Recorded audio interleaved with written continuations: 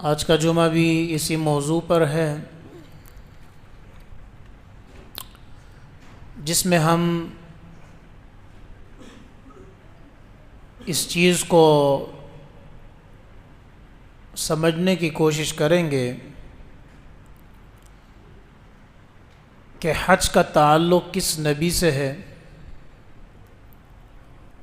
اور حج نبی علیہ الصلاۃ والسلام تک پہنچتے ہوئے کن تبدیلیوں کا شکار ہوا تھا، اور آپ صلی اللہ علیہ وسلم نے حج کو اپنے صحیح طریقے پر کس انداز سے لے کر آئے۔ اللہ رب العزت سے دعا ہے کہ اللہ صحیح بولنے کی، اخلاص کے ساتھ، اصلاح کے ساتھ، اطلاع کے ساتھ اور ہم سب کو عمل کرنے کی توفیق عطا فرمائے۔ یہ بات تو مسلم ہے کہ ہمارے نبی صلی اللہ علیہ وسلم کے بغیر ہمیں کوئی عمل ٹھیک نہیں مل سکتا تھا، یعنی ابراہیم علیہ الصلاۃ والسلام سے لے کر نبی علیہ الصلاۃ والسلام تک تقریباً کوئی 4000 سال کا عرصہ گزرا ہے، اور اس 4000 سال کے عرصے میں کئی انبیاء آئے ہیں جو انشاءاللہ گفتگو کے بیچ میں ان کا تذکرہ ہوگا۔ میں نے جو آپ حضرات کے سامنے آیت پڑھی وَلِلَّهِ عَلَى النَّاسِ حِجُّ الْبَيْتِ، اگر اس آیت پر غور کرے اور اس کی فصاحت اور بلاغت پر غور کرے تو بنسبت دیگر عبادتوں کے حج میں اللہ نے اخلاص زیادہ رکھنے کا حکم دیا ہے۔ یعنی آپ تمام عبادتوں کو وہ اٹھائیں، مسلم شریف کی روایت ہے بنی الاسلام علی خمس، اسلام کی بنیاد کتنی چیزوں پر ہے؟ 5۔ شہادت اللہ الہ الا اللہ، لا الہ الا اللہ محمد رسول اللہ کے شہادت دینا، اقام الصلاۃ نماز کو قائم کرنا، ایتاء الزکاۃ زکوٰۃ کو ادا کرنا، وتحج البیت من استطاع الیہ سبیلا، اور جس شخص کے پاس استطاعت و حج کرنا، یہ وتصوم رمضان رمضان کے روزے رکھنا، وتحج البیت من استطاع الیہ سبیلا، یہ 5 ارکان نبی علیہ الصلاۃ والسلام نے اس کی طرف نشاندہی کروائی ہے۔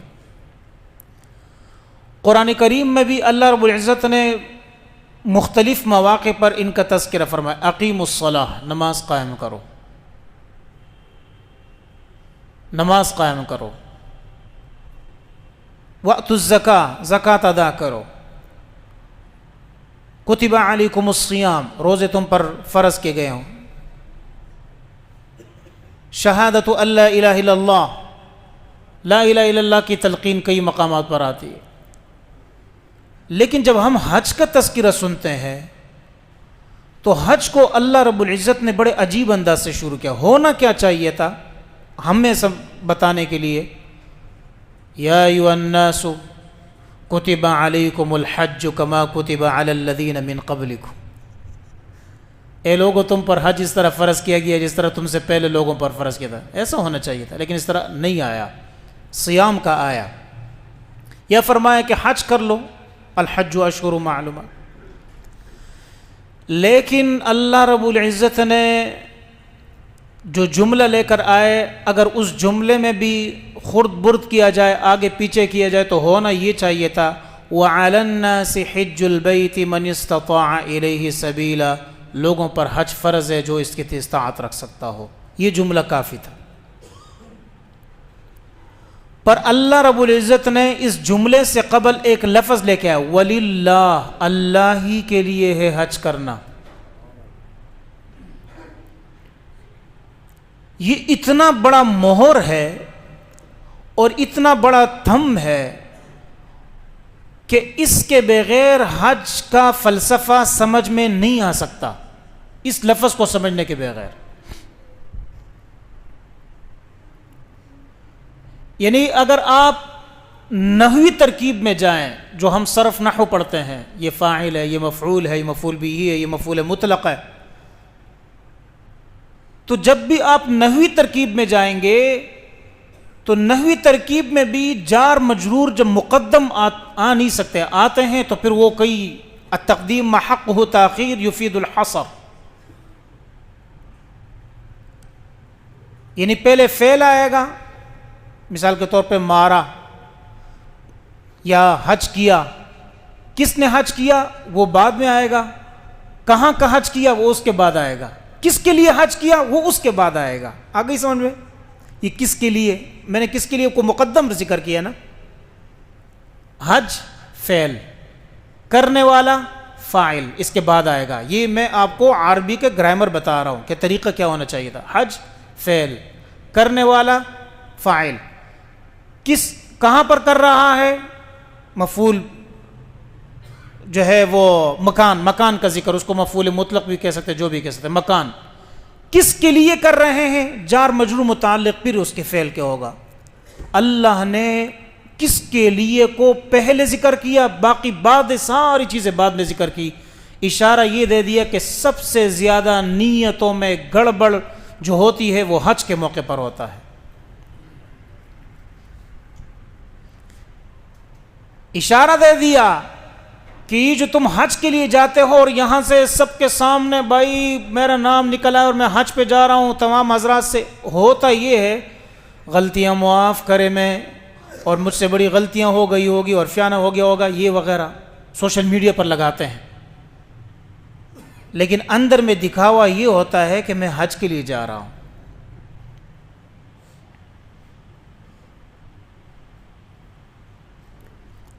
ہمارے علاقوں میں کے پی کے علاقوں میں حاجی صاحب جب حج سے واپس آتے ہیں تو سب سے پہلے جتنے بھی اس کے قریب راستہ ہے سارے راستوں پر چونا لگا دیتے ہیں، کیونکہ حاجی صاحب اب واپس آ رہے ہیں نا، سب کو چونا لگائے گا.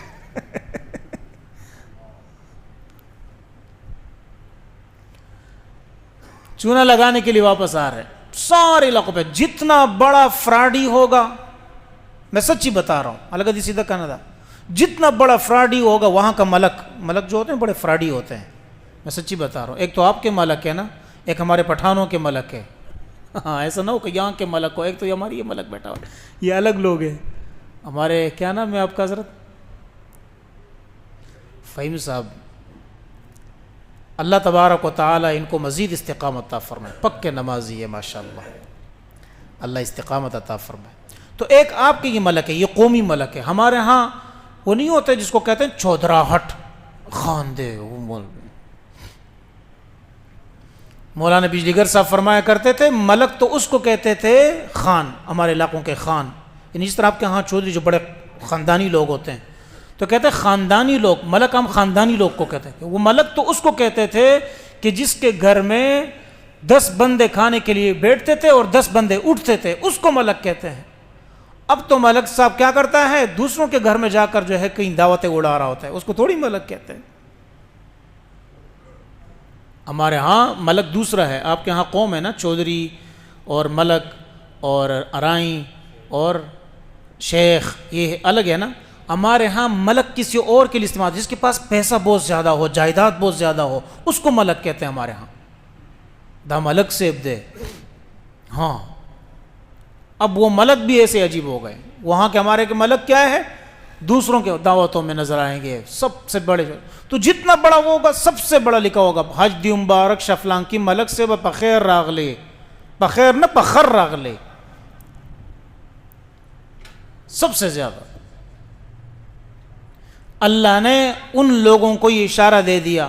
یہاں پنجاب کے علاقوں میں یہ چیزیں بہت کم میں دیکھتا ہوں. حج کے مواقع پر بندہ گیا حج کے لیے، مسجد کے ساتھیوں سے مل لیتے ہیں سیدھے جب، ہاں لوگوں سے جن سے ملتے ہیں ویسے میں. ہمارے ہاں وہاں بڑی تشہیر ہوتی ہے، حاجی سے روان دے جی 3 5 6 10 گاڑیاں اس کے پیچھے ہوتی ہے تاکہ پتہ چل جائے حج کے لیے گیا ہوا تھا. وہ حاجی صاحب گیا تھا نا حج کے لیے، جب واپس آیا تو عابد صاحب کی دکان میں آیا، وہ میں ہی ہوں گا پھر، ٹھیک ہے نا، اور بھائی کھاتا نکالو میرا نام کہاں ہے. عابد صاحب بھی خوش کہ آج جو ہے نا مفتی صاحب کیا کر رہے ہیں، پرانا سارا قرضہ دے رہے ہیں. وہ جی پلٹ کے ورق جب لے کے یہ دیکھو یہ لکھا ہوا ہے نثار حیات. اچھا اس سے پہلے لکھو حاجی نثار حیات. یہ لکھ لو السلام علیکم میں جا رہا ہوں. اللہ نے بتایا وَلِلَّهِ عَلَى النَّاسِ حِجُّ الْبَيْتِ، یہ حج اللہ کے لیے ہوگا، کیونکہ یہ کعبہ اتنی آسانیوں سے نہیں بنا ہے، اس میں ابراہیم علیہ السلام کا اخلاص شامل ہے، اسماعیل علیہ السلام کی محنت شامل ہے، یہ کوئی معمولی گھر نہیں ہے جس کو بنانے کے لیے حضرت ابراہیم علیہ السلام جب لوٹ کر جاتے ہیں، اللہ نے فرمایا اللہ اکبر، اللہ اس منظر کی منظر کشی فرما رہا ہے وَإِذْ يَرْفَعُ إِبْرَاهِيمُ الْقَوَاعِدَ مِنَ الْبَيْتِ وَإِسْمَاعِيلُ رَبَّنَا تَقَبَّلْ مِنَّا إِنَّكَ أَنْتَ السَّمِيعُ الْعَلِيمُ رَبَّنَا وَاجْعَلْنَا مُسْلِمَيْنِ لَكَ وَمِنْ ذُرِّيَّتِنَا أُمَّةً مُسْلِمَةً لَكَ وَأَرِنَا مَنَاسِكَنَا وَتُبْ عَلَيْنَا إِنَّكَ أَنْتَ التَّوَّابُ الرَّحِيمُ۔ کتنا خوبصورت، وَإِذْ يَرْفَعُ إِبْرَاهِيمُ الْقَوَاعِدَ، اور یاد کرو اس دن کو ابراہیم علیہ السلام خانہ کعبے کی بنیادیں اٹھا رہے ہیں۔ کس نے بتایا ان کو بنیادیں؟ حالانکہ بنیادیں تو نوح علیہ السلام کے ساتھ ختم ہو چکی تھی، جبریل نے آ کر بتایا یہ فلانی جگہ ہے، یہ فلانی جگہ ہے، یہ فلانی جگہ ہے، یہ حجر اسود کی جگہ، یہ سارے جبریل علیہ السلام نے ایک ایک چیزیں بتائی۔ جب یہ بنیادیں رکھ رہے تھے تو چونکہ جب کوئی انسان مسجد بنا رہا ہوتا ہے نا، مسجد کا بتاتا ہوں کیونکہ یہ بھی اللہ کا گھر ہے، وہ بھی اللہ کا گھر، یا کوئی بھی اللہ کے لیے کام کر رہا ہوتا ہے، اس میں سب سے زیادہ دکھاوا آ جاتا ہے۔ دکھاوا سب سے زیادہ شیطان وار کرتا ہے نا، کیونکہ شیطان وہاں گھستا ہے جہاں چور وہاں جائے گا جہاں کوئی چیز پڑی ہوگی نا، شیطان اس دل میں جائے گا جہاں اللہ کا نام ہوگا نا، تو اخلاص پر وار کرتا ہے، یہ تو بنا رہا ہے، اس دیکھو کیا کام کر رہا ہے، تو او ہو کیا گھر بنا دیا تو نے اللہ کا۔ تو فوراً ابراہیم علیہ السلام نے کہا ربنا تقبل منا انک انت السمیع العلیم، اے ہمارے رب اس کو ہماری طرف سے قبول کر لے، بے شک تو سننے والا بھی ہے اور جاننے والا بھی ہے، سنتا یہ ہے جو میں بول رہا ہوں، جانتا وہ ہے جو میرے دل میں ہے، سنتا وہ ہے جو میں بول رہا ہوں، جانتا وہ ہے جو میرے دل میں ہے، اور ان اللہ علیم بذات الصدور، اللہ تو دلوں کے بھیدوں کو جانتا ہے۔ جس طرح صحابی نے آ کر شکایت کی میرے جو ہے کیا ہے، میں کماتا رہتا ہوں اور یہ میرے باپ کو دیکھو ایسی فضول میں اڑاتا رہتا ہے، نہ کوئی کام نہیں، باپ کی شکایت لگائی، حضور علیہ السلام نے اس کے باپ کو بلایا، ابھی اس کا باپ مجلس میں پہنچا نہیں تھا کہ اللہ نے جبریل کو بھیج دیا، اور جبریل نے آ کر بتایا کہ اے اللہ کے نبی، ان سے پہلے یہ پوچھو کہ تم نے آتے ہوئے دل میں کیا کہا تھا، ذرا وہ پوچھو، یہ مت پوچھو کہ تو نے کیا کیا ہے، اپنے بیٹے کی شکایت پر باپ کے کلاس مت لو، بلکہ پہلے یہ پوچھو کہ ان نے کہا کیا ہے راستے میں، یہ باپ نے اندر، تو باپ نے کہا کیا ہو گیا، حضور علیہ السلام نے فرمایا پہلے یہ بتاؤ تم نے راستے میں اللہ سے کیا کہا، کہنے لگا کیوں، کہتے ابھی تم پہنچے نہیں تھے کہ جبریل نے مجھے پہلے بتا دیا ہے۔ میں نے کیا کہا تھا، میں نے کہا یا اللہ یہ میرا چھوٹا بیٹا جب یہ پیدا ہوا تو مجھے اس کی خوشی تھی، میں نے کہا یہ بڑا ہوگا، میں اس کو انگلی سے پکڑ کے لے کر جایا کرتا تھا اور میں اس کا خیال رکھتا تھا، آج یہ بڑا ہو کر میری شکایت لگا رہا ہے۔ یہ ساری جب چیزیں اس نے بتائی، حضور علیہ السلام نے اس کے بیٹے کو بلا کر ان کے گریبان سے یوں جس طرح جھٹک، ادھر ہو جا، انت و مالک لابیک، آج کے بعد تیرا اور تیرا مال اور تو یہ سب تیرے باپ کا ہے، تیرا کچھ بھی نہیں ہے، تو ادھر شکایت لگا رہا ہے باپ کی سفید داڑھی کے بعد، تجھے شرم و حیا بھی نہیں آتی ہے۔ میں اب اپنے الفاظ میں اس قوم کو بتا رہا ہوں کہ تیرے باپ کی سفید داڑھی ہو گئی اور اب تو اس کو ستا رہا ہے، اب بھی تو اس کو چھوڑ نہیں رہا، پوری زندگی تجھے انہوں نے پالا پوسا اور تیرے لیے انہوں نے اپنی داڑھی سفید کر دی، آج ان کی داڑھی سفید ہو گئی اور تجھے حیا نہیں آتی، اب بھی تو باپ کی تکلیفوں میں بھی شامل ہے، اب بھی تو باپ کو ٹینشن دے رہا ہے، تجھے ذرہ بھی حیا نہیں ہے۔ لیکن بھی نبی علیہ الصلوۃ والسلام انت و مالک لابیک، علماء نے اس ایک حدیث سے کئی مسئلے لے لیے اور یہ بتا دیے کہ باپ اپنی زندگی میں سارا مال اگر صدقہ کرنا چاہے باپ کو اختیار ہے، تو اللہ تو وہ ذات ہے جو انک انت السمیع، ربنا وجعلنا مسلمین لک ومن ذریتنا امۃ مسلمۃ لک وارنا مناسکنا، اے اللہ مجھے جگہ بتا دے، مناسک بتا دے، میں کیا کرنا ہے، حج کیسے کرنا ہے، شعائر کیسے، یہ فلانی چیز فلانی، یہ سب مجھے بتا دے، وتب علینا انک انت التواب الرحیم۔ پھر کیا دعا کی سنیں غور سے، ربنا وبعث فیہم رسولا منہم یتلو علیہم آیاتک وَيُعَلِّمُهُمُ الْكِتَابَ وَالْحِكْمَةَ إِنَّكَ أَنْتَ الْعَزِيزُ الْحَكِيمُ۔ اے اللہ ان میں ایسے نبی کو مبعوث کرے۔ کس کی دعا مانگ رہے ہیں؟ حضور علیہ الصلوۃ والسلام کی دعا مانگ رہے ہیں۔ کون مانگ رہے ہیں؟ اللہ کا گھر بناتے ہوئے حضور کی دعا مانگ رہے ہیں۔ کون سے نبی؟ جو نبی ایسا ہو کہ ان کی ایسی یتلو علیہم آیاتہ، وہ قرآن کریم کی تلاوت کریں گے، ویزکیہم، ان کا تزکیہ کریں گے اور ان کو حکمت سکھائیں گے، کتاب سکھائیں گے۔ انک انت الحکیم۔ اب یہ نبی کیسے آئے؟ جبریل کیا نام ہے؟ از ابراہیم علیہ السلام کے دو بیٹے اسحاق، اسحاق سے کون پیدا ہوئے؟ یعقوب، یعقوب سے کون پیدا ہوئے؟ یوسف، یوسف سے سارے انبیاء آتے گئے۔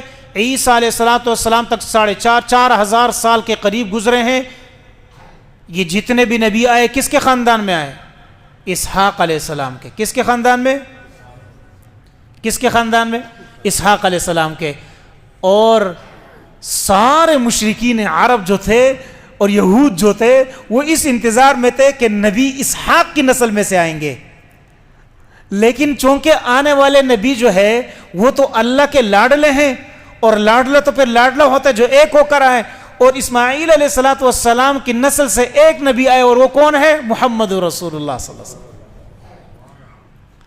کیوں؟ اللہ نے بتا دیا نبی لاڈلہ آ رہا ہے، تو وہ اسماعیل بھی لاڈلے ہیں، لاڈلے کی نسل بھی لاڈلی ہوگی۔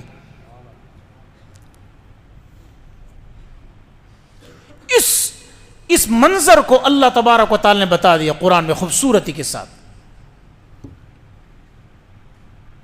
ربنا وبعث فیہم رسولا منہم یتلو۔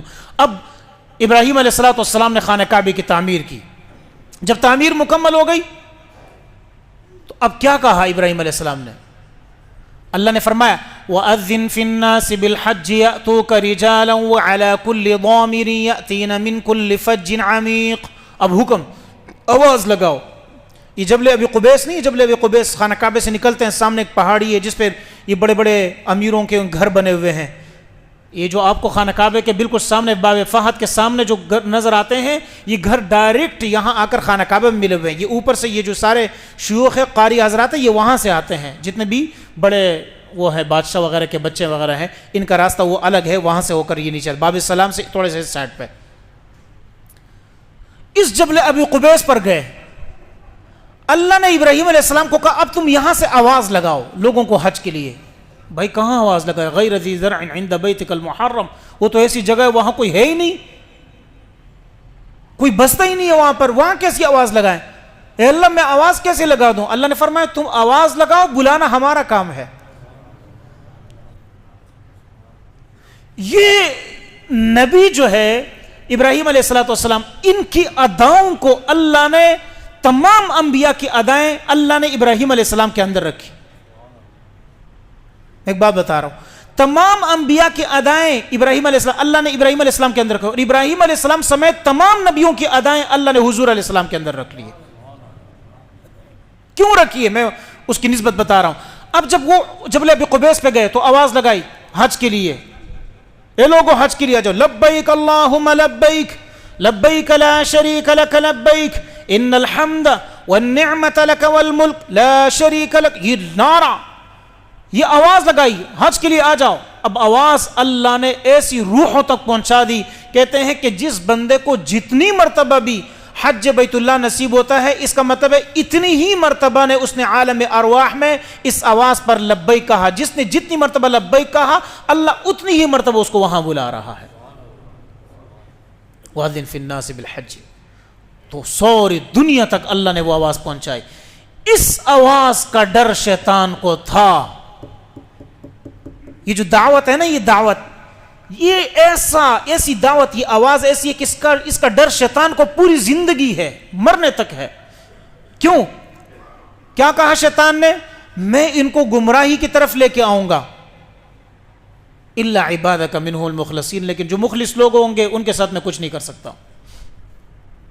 اللہ نے فرمایا چلو ٹھیک ہے، میں بھی دیکھتا ہوں، تو بھی دیکھ، پھر دیکھتے ہیں کس کا وہ زیادہ نکلتا ہے۔ لَأَمْلَأَنَّ جَهَنَّمَ مِنْكَ وَمِمَّنْ تَبِعَكَ مِنْهُمْ أَجْمَعِينَ، پھر میں تجھ سے اور تیرے اتباع کرنے والے جہنم کو بھر دوں گا۔ اس دعوت کا ڈر ہے شیطان کو، اور یہی دعوت نبی علیہ الصلوۃ والسلام نے جب پہاڑی کے اس طرف کھڑے ہو کر کیا فرمایا، اے لوگوں جمع ہو جاؤ، قریش والوں، سارے اہل قریش جو ہے ہاشمی سارے جمع ہو گئے. پتہ نہیں کیا کہہ رہے محمد صلی اللہ علیہ وسلم، ابھی تک تو نبوت کا وہ بھی سامنے نہیں لایا ہے نا. میں نے کیا الفاظ ذکر کیے تھے کہ حضور علیہ السلام 40 سال سے پہلے کیسے تھے، 40 سال کے بعد.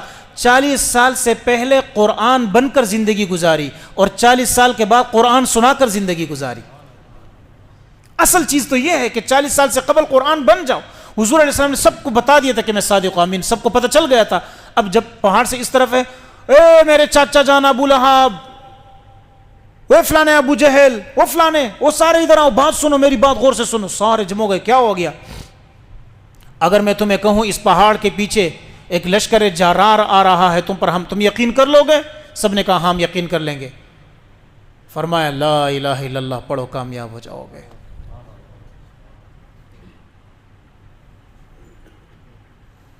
کیا کہا چاچا جان نے؟ ابو لہب نے کیا کہا؟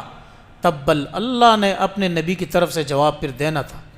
تبل لک یا محمد صلی اللہ علیہ وسلم، اے محمد صلی اللہ علیہ وسلم ہلاکت ہو تیرے لیے.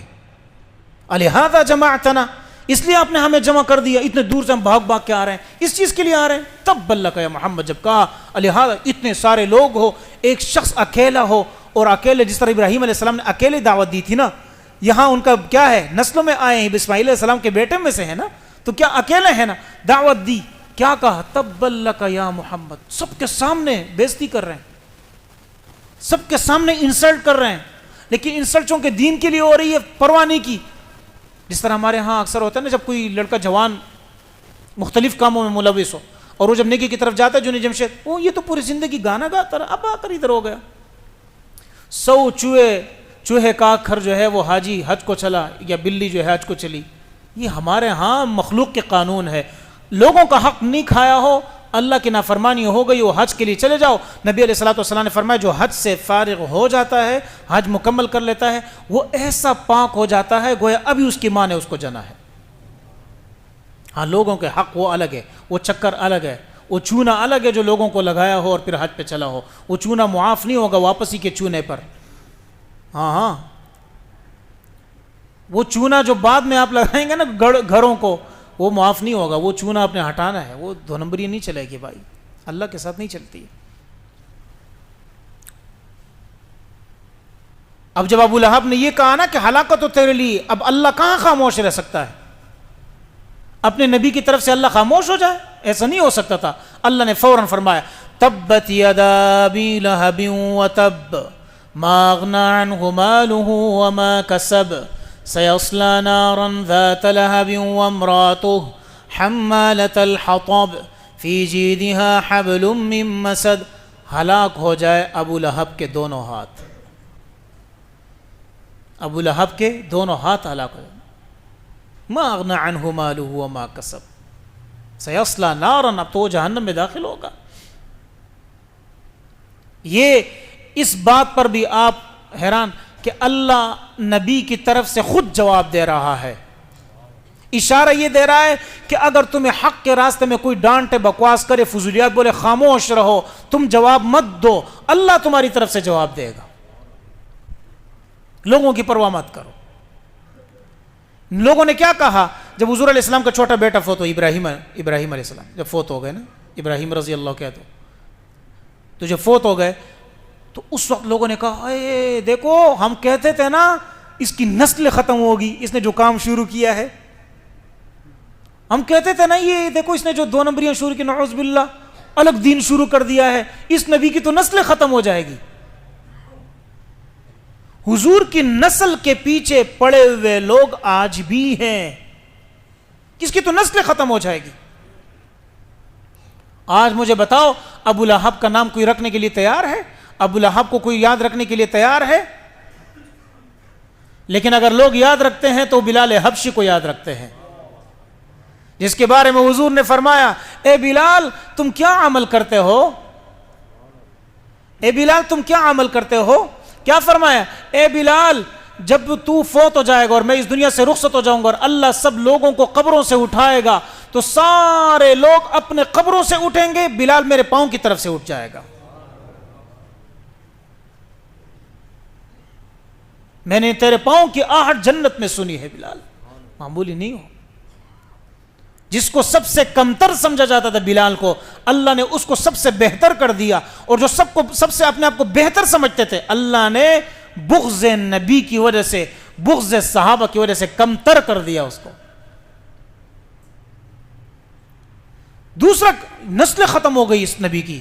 یہ تو بیٹے فوت ہو گئے، طاہر، طیب، ابراہیم فوت ہو گئے، اب تو یہ ختم ہو گئے نبی. اللہ نے فرمایا نہیں، انا اعطیناک الکوثر، اے نبی ہم نے کوثر تمہیں عطا کیا ہے، فصل لربک وانحر، بس نماز پڑھیں، قربانی کریں، ان شانئک هو الابتر، تیرے دشمنوں کی نسل برباد ہو جائے گی، تو نہیں برباد ہوگا. اللہ جواب دیتا ہے. تو یہ کئی ہزار سال کا عرصہ گزرنے کے بعد نبی علیہ السلام نے زندگی میں کیا کہ ایک حج کیا ہے. یہ مسئلہ بڑا عجیب اٹھایا ہے کہ کیا کسی عام بندے کا عمل صحابی کے عمل سے زیادہ ہو سکتا ہے؟ ہاں ہو سکتا ہے. یہ عجیب مسئلہ ہے. یعنی مثال کے طور پہ ایک صحابی نے کتنی زندگی گزاری؟ 2 دن گزارے، 1 منٹ بھی بعض دفعہ نہیں گزارا ہے، ایمان لے کے شہید ہو گئے. تو ادھر دوسرے ہم عام انسانوں میں کتنے لوگ کتنی نمازیں، تو اس صحابی کی نماز سے زیادہ ہوا نہیں. لیکن یہ یاد رکھیں، عمل زیادہ ہونا قبولیت کی علامت نہیں ہے، اخلاص کا زیادہ ہونا قبولیت کی علامت ہے. اس لیے حضور علیہ السلام نے فرمایا کہ صحابہ کو برا بلا مت کہو، لا تسبوا اصحابی، میرے صحابہ کو برا بلا مت کہو. خدا کی قسم اگر تم احد کے پہاڑ کے برابر یا پہاڑ کے برابر بھی سونا خرچ کر لو، میرے صحابہ ایک مشت کے برابر بھی اللہ کے راستے میں دانے دے تو اس کے برابر نہیں ہو سکتا. کیوں؟ نبی کی قربت اور ان کا اخلاص، یہ 2 عمل تھے. یہ بات یاد رکھے، ایک عمل نہیں بتانا ہے، اخلاص نہیں بتانے سے. نبی کی قربت، اور میں قربت اس لیے ذکر کر رہا ہوں، ہم اس لیے کہتے ہیں کہ نبی کا وسیلہ ہے. یہ کہ کیا ہے؟ نبی کا وسیلہ. نبی کی قربت کی وجہ سے اللہ نے ان کو یہ مقام دیا. فرمایا ان شانئک هو الابتر، تیرے دشمن سارے ہلاک ہو جائیں گے. اب انہوں نے اپنے ساری چیزیں زندہ کر دی. میں ایک بہت بڑے مکتب فکر کے بڑے ہیں، ان سے ہزاروں اختلافات الگ جگہ، ابو العلا مودودی صاحب. تو ان کے ایک میں ترجمان القرآن کا ایک رسالہ ہے میرے پاس، ہر مہینے پہنچتا ہے. اس کا میں ایک جگہ دیکھ رہا تھا، بڑا عجیب جملہ انہوں نے کہا. کہتے ہیں اللہ تبارک و تعالی نے حج کو ایسی معمولی چیز ذکر نہیں کیا، بلکہ یہ فلسفہ یہ ہے کہ اللہ اپنے نبی کے نام کو ہمیشہ لوگوں میں زندہ رکھنا چاہتا ہے. کہتے ہیں اسی اجتماع سے لوگوں کو ڈر تھا، اس اجتماع سے، کیونکہ نبی کا مقصد امت کو ایک کرنا تھا. حج کا مقصد صرف یہ نہیں ہے کہ ثواب کمانا ہے، حج کا مقصد ایک اور ہے، امت کو ایک کرنا تھا. یہ جمعے کی نماز ہے، آپ حضرات کے علم میں ہے کہ جمعے کی نماز یہاں ہو، لیکن اصل مقصد یہ ہے کہ عید اور یہ نمازیں جو ہے اس کے لیے بڑے گراؤنڈ ہو، اس میں بریلوی، دیوبندی، یہ سارے شامل ہو جائے اور سارے ایک ہو کر بڑے گراؤنڈ میں کھڑے ہو کر نماز پڑھا لے. یہ ہو، اور وقت کا جو بادشاہ ہے وہ اس علاقے کا جو بڑا کوئی عالم ہو اس کو منتخب کرے کہ اس کے پیچھے اب نماز پڑھے، مسجد خالی ہو جائے اور سارے گراؤنڈ میں جمع ہو جائے. اس کو کہتے ہیں اجتماع، جمعے کی نماز. یہ تو ہم نے مسلکوں کی لڑائی کو جو ایک مسجد میں کر لی اور ہماری تنخواہیں بھی ہے بس، ٹھیک ہے نا، سچی بتا رہا ہوں، ورنہ یہ نہیں ہے. میرے خیال سے آپ سنتے بھی تھے نا اجتماع گاہ، وہ کیا عیدگاہ کا لفظ، وہاں تراویح بھی ہوتی تھی، وہاں لوگ جمع بھی ہوتے تھے. کہاں گئی وہ ساری چیزیں؟ ہم نے مسجدوں کو ان چیزوں کے نظر کر دیا، اور مسجد کس چیز کی نظر ہو گئی؟ اختلافات کی نظر ہو گئی. اور یاد رکھ کے میں خدا کی قسم کھا کے کہتا ہوں اس جگہ پر کہ جس مسجد میں بد اخلاصی شروع ہو جائے اور ایک دفعہ وہ اختلاف کے نظر ہو جائے تو وہ کبھی بھی آباد نہیں ہو سکتی ہے. آس پاس سارے دیکھو، آباد نہیں ہو سکتی ہے. اس کی بنیاد اخلاص کی بنیاد پر ہو. اس میں سارے بنیادی لوگ اخلاص کی بنیاد پر، ذرا سی گڑبڑ آئی برباد ہو گئے. تو یہ جب اتنا عرصہ گزرا، نبی علیہ الصلوۃ والسلام نے ایک حج کیا ہے، لیکن نبی علیہ السلام کا ایک حج پوری امت کا اور صحابہ اور تابعین، تبع تابعین کے سارے حجوں کو ایک طرف کیا جائے، وہ نبی علیہ الصلوۃ والسلام کے ایک شوط یعنی کعبہ کا جو ایک چکر لگائے اس کے برابر بھی نہیں ہو سکتا. یہ عمل ہے. کیوں؟ اس لیے کہ ان کو قربت اللہ ملی ہوئی ہے. اب تبدیلیاں انہوں نے بڑی عجیب کر دی تھی. یہ کیا کرتے تھے؟ عمل میں تبدیلیاں. نبی علیہ الصلوۃ والسلام سے پہلے نمبر 1 جب یہ احرام باندھتے تھے نا احرام، تو اس کے بعد یہ کہتے تھے کہ اب ہم نے احرام گھر میں باندھا ہے، اب ہم دروازے سے نہیں جائیں گے، ہم چھت کو پاڑ کے جائیں گے. یا پیچھے سے کوئی دروازہ نکلتا تھا ادھر سے نکلتے تھے، سامنے سے نہیں نکلتے تھے. اللہ نے فرمایا لیس البر ان تأتوا البیوت من ظہورها ولکن البر من اتقى وأتوا البیوت من ابوابها واتقوا اللہ لعلکم تفلحون. یہ کوئی اچھائی نہیں ہے کہ تم پیٹھ سے، یہ ہمیں بتا یہ دیا کہ تم دین میں اپنی طرف سے اب وہ تبدیلیاں مت کرو، خدا کا واسطہ ہے، تمہیں اپنی طرف سے کوئی اضافے مت کرو. الیوم اکملت لکم کا مہر لگ چکا ہے اس دین پر، اب تم کوئی اضافہ مت کرو. ہمارے ہاں اکثر لوگوں سے جب پوچھو کہ بھائی فلانا عمل کیوں کرتے ہو، کہتے ہیں منع بھی تو نہیں آیا. ٹھیک ہے منع نہیں آیا تو کہتے ہیں یہ مباح ہے. نبی علیہ السلام کی حدیث سنا رہا ہوں، اس حدیث کو سن کر میرا خیال یہ ہے کہ تھوڑی سی فکر پیدا ہو جائے گی. اور وہ کیا ہے؟ نبی علیہ الصلوۃ والسلام نے فرمایا تم میں سے کوئی شخص کوئی عمل کرتا ہے اور وہ مباح سمجھتے ہیں، پھر بھی اس کو چھوڑ دیا کرو، ہو سکتا ہے کہ اس میں کوئی گناہ ہو. مباح عمل، بعض دفعہ دین میں کوئی اضافہ نہ، کوئی ضرورت نہیں. نمبر 2 تبدیلی وہ کیا کرتے تھے؟ وہ کہتے تھے کہ عمرہ اور حج کو ہم جب بھی تو ایک ساتھ نہیں ملا سکتے ہیں، ان کو نہیں ملا ہے. اللہ نے فرمایا نہیں، ان الصفا والمروة من شعائر اللہ فمن حج البیت او اعتمر فلا جناح علیہ ان یطوف بہما. نہیں ایسا مت کرے، دونوں ٹھیک ہے ملا سکتے ہیں. تیسرا وہ کام کیا کرتے تھے؟ جب حج کے لیے نکلتے تھے تو راستے میں اپنے ساتھ چیزیں نہیں اٹھاتے کھانے پینے کی، یہ تقوی کے خلاف سمجھتے تھے. اللہ نے فرمایا وَزَوَّدُوا فَإِنَّ خَيْرَ الزَّادِ تَقْوَى، اصل چیز تو تقوی ہے، لہٰذا اپنے ساتھ راستے میں کچھ نہ کچھ اٹھایا کرو، کوئی مسئلہ نہیں. ان تمام چیزوں کا پھر ننگے طواف کرتے تھے. ننگے طواف سیٹیاں بجاتے تھے خانہ کعبے کے پاس، چیخیں مارتے تھے. وَمَا كَانَ صَلَاتُهُمْ عِنْدَ الْبَيْتِ إِلَّا مُكَاءً وَتَصْدِيًا فَذُوقُوا الْعَذَابَ. یہ مت کرو یہ چیخیں آسمان جو ہے مسجدوں میں چیخیں بلند کرنا، آوازیں بلند کرنا. آج بھی ہماری مسجدوں میں یہ مسئلہ شروع ہے. دیکھیں میں آپ کو ایک بہت اہم مسئلہ بتا رہا ہوں. اگر مسجد میں کوئی شخص جو ہے مثلا کوئی وہ کرتا ہے، پہلا کام تو یہ کہ امام کا کام ہے، امام تک اپنا پیغام پہنچائے کہ لوگ یہ غلطی کرتے ہیں لہٰذا آپ ان کو مطلع کریں. یہ ہر بندے کا کام نہیں ہے کہ آپ ادھر چیخیں، ایک بندہ ادھر سے مارے ادھر نہیں. کیا کرے امام صاحب، یہ لوگ اس طرح غلطی کرتے ہیں، آپ ان کو سمجھائیں. کیا ہو جائے گا؟ اس بندے کے گناہ پر پردہ بھی آ جائے گا، بات بھی پہنچ جائے گی. اب سوال یہ ہے ایک بندہ یہاں سے چیختا ہے تو نے وہ عمل کیوں کیا، دوسرا پیچھے سے اور زور سے چیختا ہے. ایک بندے نے کوئی غلطی کی، مثال کے طور کسی کے سامنے سے گزرا یا کوئی بھی ہوا، یا کسی نے بچے کو کوئی ڈانٹا یا کوئی بھی مسئلہ ہوا، دوسرا اگر اس طرح سختی کے ساتھ بولے گا تو مسجد میں ایک الگ فضا قائم ہو جائے گی. اور یہ قیامت کی علامتوں میں سے ہے کہ مسجدوں میں آوازیں بلند ہو جائے گی. تو یہ میری التجا ہے کہ مسجد اللہ کا گھر ہے، اس میں خاموشی بہتر ہے. لہٰذا اگر کوئی بھی مسئلہ ہو آپ پیغام امام تک پہنچائیں. امام کا کام انتظامی کا کام ہوگا تو وہ بتائے گا، ورنہ آپ کو اعلان کر کے بتائے گا. تو میرے بھائی دوستو بزرگو، حج اللہ کا ایک خوبصورت عمل ہے. اس لیے حضور علیہ الصلوۃ والسلام نے کیا فرمایا؟ حج وداع، اور انشاءاللہ آئندہ جمعہ ہمارے اسی پر ہوگا. ایک تو یہ حجۃ وہ کیا نام ہے 10 ذی الحجہ کے 10 دن آ رہے ہیں، اس میں روزہ رکھ کے بڑی فضیلت، خاص طور پہ 9 ذی الحجہ کا روزہ بڑی فضیلت والا روزہ، تو روزے رکھیں اس میں خاص. اور آئندہ جمعے میں انشاءاللہ حج کا ایک مختصر سا خاک آپ کے سامنے پیش کروں گا، ایک بات. اور دوسرا بات یہ کہ حضور علیہ السلام نے حجۃ الوداع میں کیا فرمایا، آپ کا خطبہ کیا تھا، اس خطبے کو بھی ہم نوٹ کریں بجائے اس کے کہ صرف حج پہ جا کر ہم نے پیسے خرچ کرنے. اور تیسرا یہ اس بات کا جواب دیا جائے گا کہ کیا ہم حج پر خرچہ کریں یا کسی غریب کو صدقہ کریں. انشاءاللہ اللہ ہم سب کو عمل کی توفیق نصیب فرمائے.